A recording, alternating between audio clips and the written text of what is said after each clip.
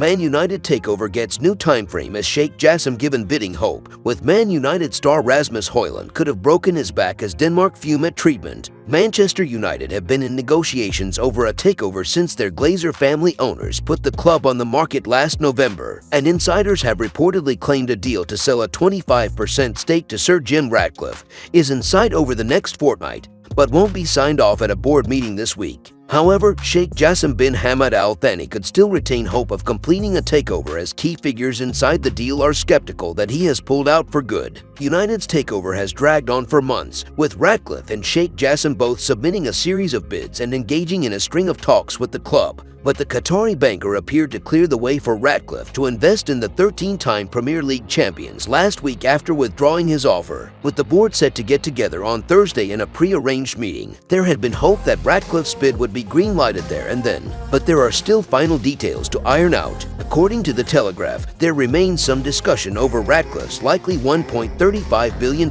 investment. Sources close to talks insist that the deal could take another 2 weeks to be rubber-stamped, with submissions progressing at a clip. A well-placed insider has told the publication there will be no decision this week, with some figures unconvinced that Sheikh Jassim has completely disappeared from the takeover process. However, sources close to the Qatari have maintained that he informed the Glazers of his decision to remove his offer last week. Ratcliffe is said to be keen to complete his deal quickly so he can oversee the club's football operations during the January transfer window, and the INEOS owner is desperate for his deal to include a clause that would allow him to eventually complete a full takeover further down the line. United's ongoing takeover process has proved to be a major distraction both on and off the pitch this season, with Erik ten Hag's side flattering to deceive in the Premier League and the Champions League. The Red Devils have already lost to Tottenham, Arsenal, Brighton and Crystal Palace in the top flight, and have fallen to 10th in the table. The Northwest Giants were also defeated by Bayern Munich in their opening Champions League match of the campaign before suffering a shock home defeat at the hands of Galatasaray in their second European encounter. United are set to return to action on Saturday following the international break when they travel to Sheffield United.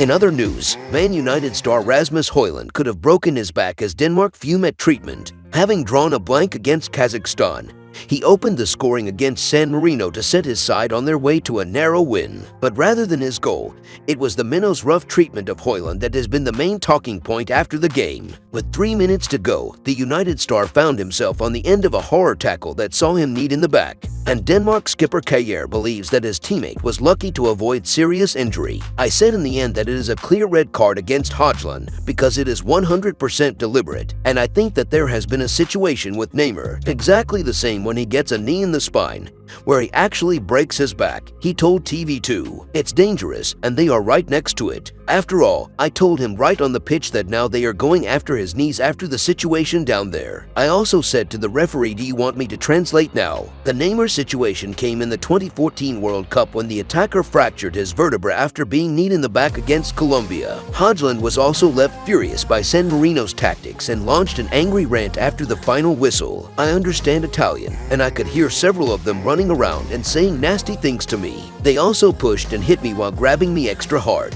When we scored, I was shown the flag, and they obviously couldn't handle that, he said. Then they started pushing and things like that. I think it is incredibly disrespectful that they hit and tore, especially him, who is over there, started to tear me and hold extra tight. I still haven't seen how my back feels. You know how to feel about one's heart rate. So right now I feel like it's okay, but I don't know how I'll feel tomorrow morning. People know that I have had something with my back in the past, which has kept me out. So it's a sorry situation that I'm in now. After Hojlund's strike, San Marino equalized with their first competitive goal for 4 years. But the Danes were able to avoid an embarrassing draw thanks to Josef Poulsen's header 20 minutes from time, with the win putting them in a good position to qualify for Euro 2024. If you enjoyed the video, make sure to smash the like button and make sure to subscribe to Man United Hub to get all the latest updates.